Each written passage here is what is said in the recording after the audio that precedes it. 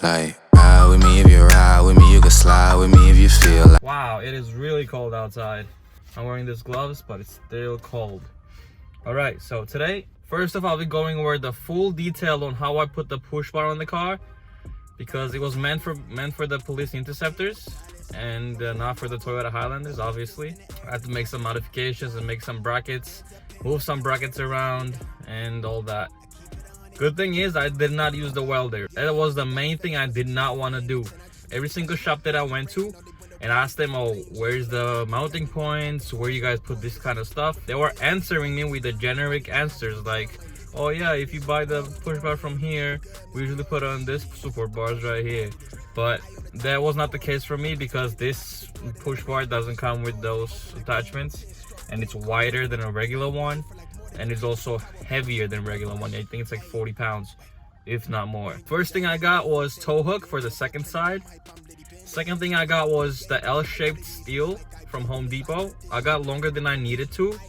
When I cut the extra piece off the L shape, I could have used it as attachment points. And the third thing I bought was I bought the cutting pads with the tool, and I also bought a drill bit, which failed on me. And always buy 2 drill bits instead of 1. That is lesson learned. After I got those, I went to my boy Nika. Shout out to Nika, who helped me out to cut and mount and drill and all that stuff. And now this push bar is on the car like no other. Like, this could probably withstand, I don't know, when you stand on it, it moves the whole car. And I have yet to see it bend. I have yet to see it move around, pull bolts come loose, all that stuff.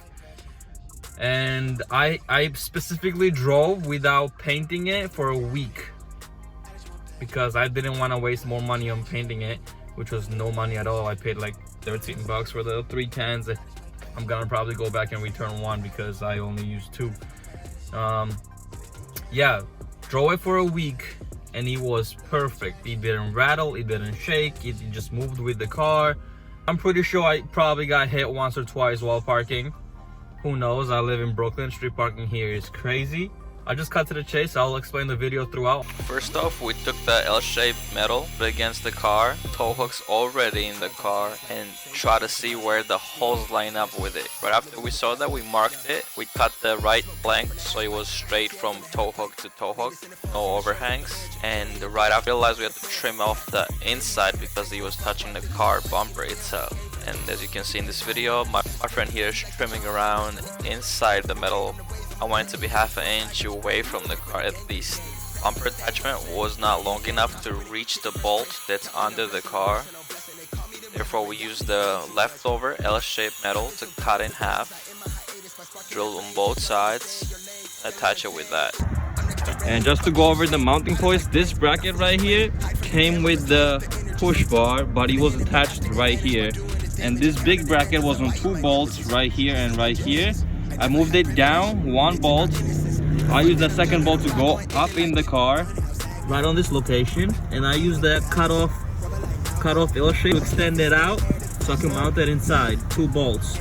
Same thing on that side. This L shape, as you can see, this is how thick it is. I used 2 washers. You could go with the 1, but just in case, I don't know. Simple drilling, thick bolts. As you can see, that's how thick the bolts are.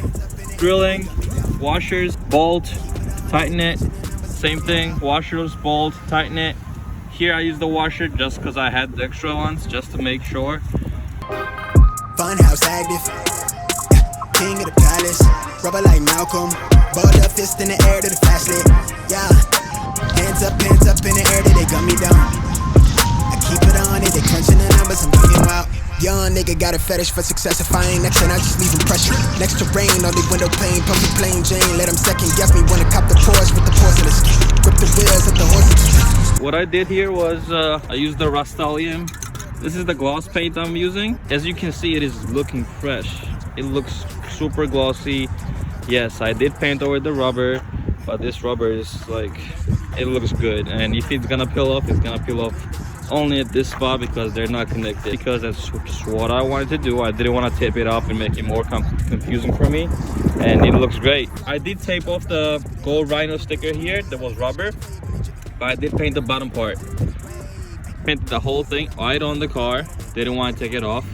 Probably would have gotten better results, but it was gonna be just a lot of work for me, and it is really cold outside. And while my car's facing this way because the wind's coming from there, and when I'm down low, it doesn't really hit me while spray painting. And yeah, I think I'm done. I'm probably gonna go over the bottom parts, under parts, and once I'm done with it, I'm gonna let it dry for like 45 minutes, then unwrap the whole thing, and that will be it. I think it came out good. And let me ask my boy. Looks good? Perfect, yeah. It looks perfect, man. Look at his car. Look at this. Look at this. Look at all the carbon fiber. Look at this. It looks amazing. But yeah, this came out good, man. Got the plate in. Got the grill lights in. Just gonna put this on and we're good. Phone charge on its last light. Same clothes up from last night. Still lit like it's last night. Young living in the fast life. Young. Smoke cloud from the hash pipe. Catch air from the half pipe. I need a centerfold from the shows with the mansion. Chandelier dancing. Counting a Branson. Yeah. Been had hella Franks, Venice ballpark figures. Might be in the field. Like, ride with me if you ride with me, you can slide with me if you feel